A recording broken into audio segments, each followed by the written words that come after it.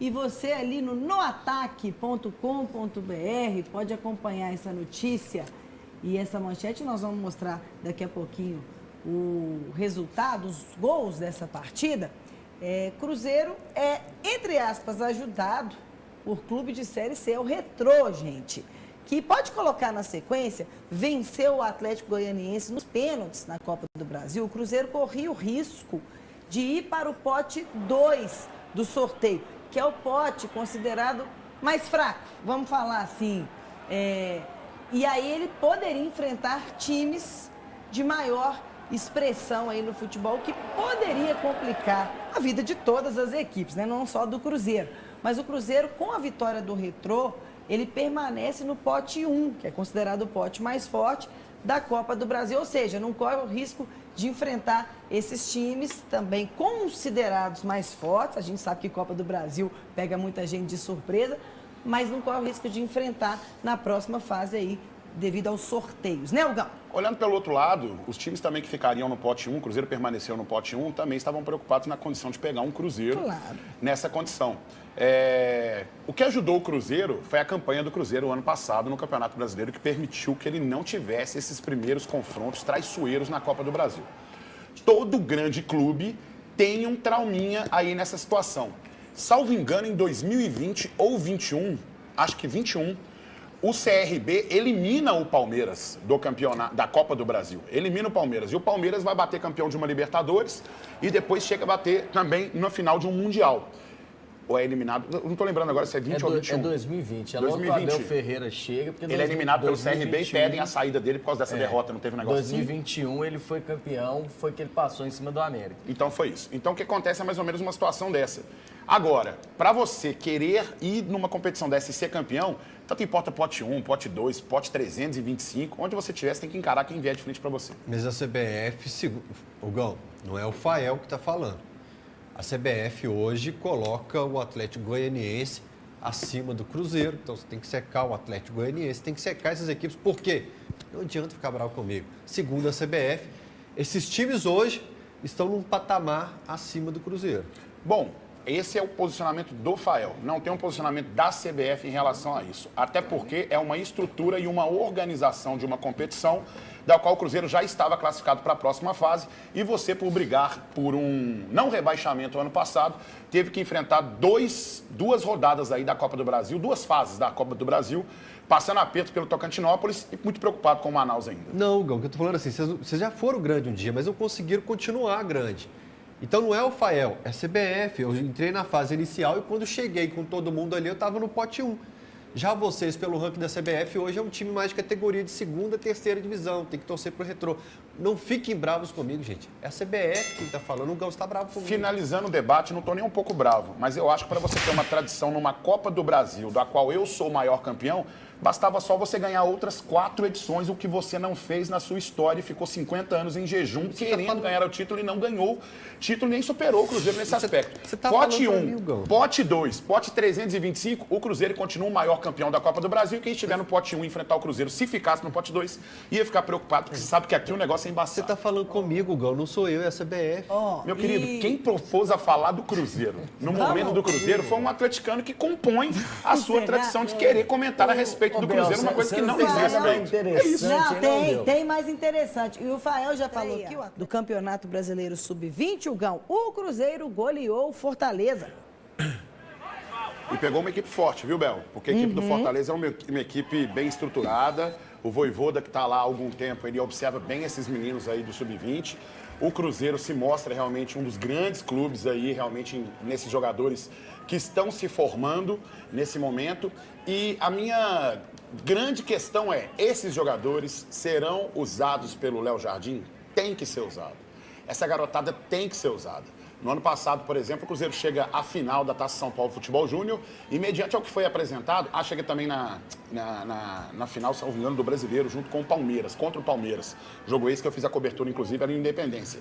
E eu vi muito pouco desses jogadores sendo aproveitados. Pelo contrário, eu vi alguns jogadores sendo dispensados, como foi o caso do Joseph, por exemplo, que agora está lá no América, e acho que poderia ser mais aproveitado aqui no Cruzeiro. Então que o Léo Jardim possa ter olhado inclinado para as categorias de base do Cruzeiro, porque é aquilo que eu estou falando.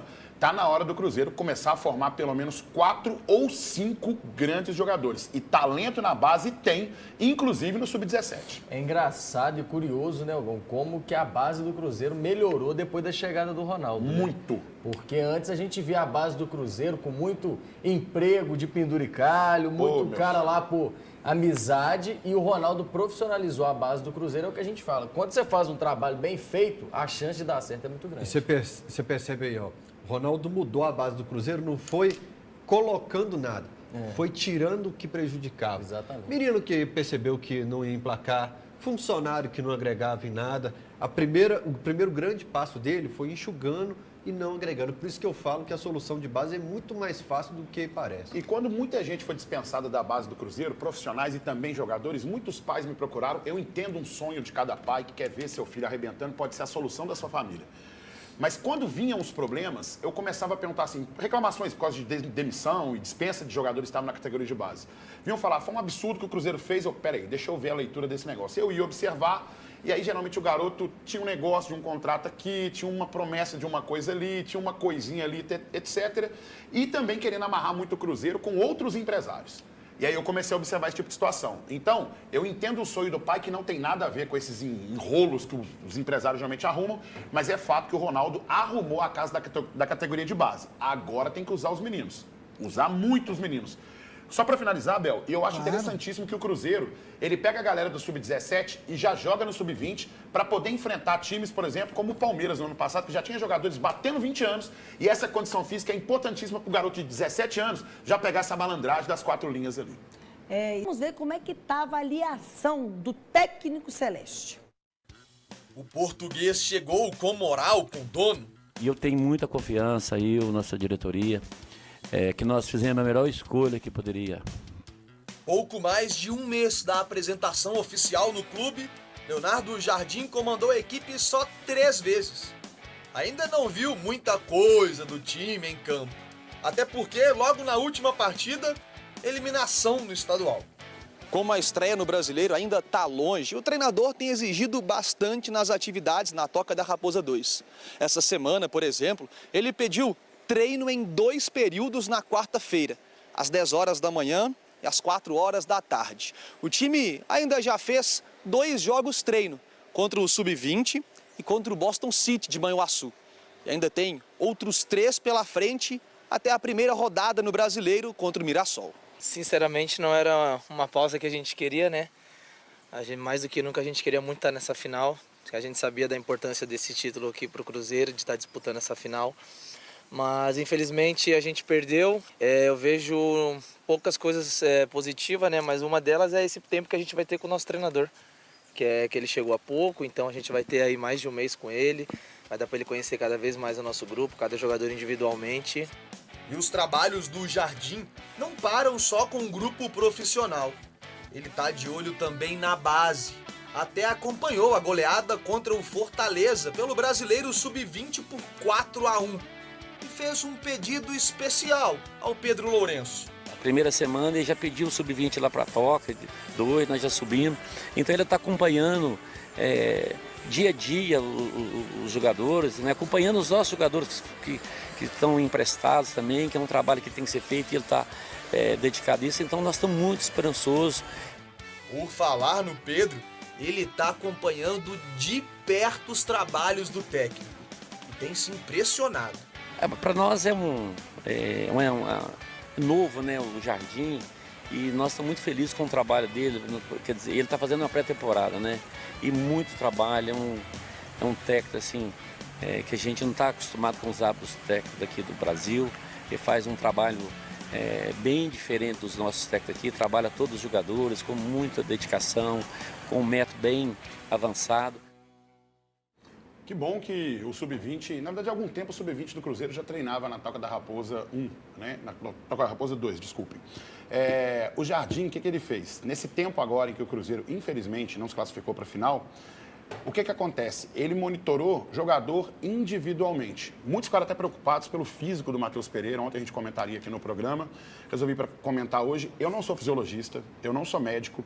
É notório que realmente ele perdeu massa muscular. Em algumas imagens ele aparece muito magro, mas eu acho que isso é uma questão. Quem tem que comentar são os médicos do Cruzeiro, especificando e analisando o perfil de cada jogador. E espero que recuperem o futebol do Matheus Pereira.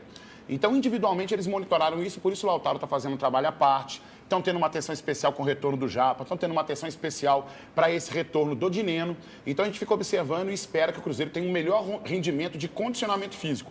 Porque muita coisa que eu via era a ausência de qualidade e também aquela mania do antigo treinador. Da bola chegar no lateral, recuar para o zagueiro, chega no volante, recua para o goleiro e a bola não saía para fazer essa transição e chegar na frente no setor ofensivo.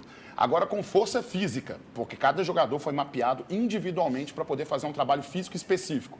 E com a qualidade que o Leonardo Jardim exige e que a gente viu no jogo com o América, o time sendo mais ofensivo, eu acho que o Cruzeiro tem tudo para dar certo. E essa é a melhor maneira de entrevistar o Pedrinho, né, Bel? Você grava, edita, assiste depois, publica, porque provavelmente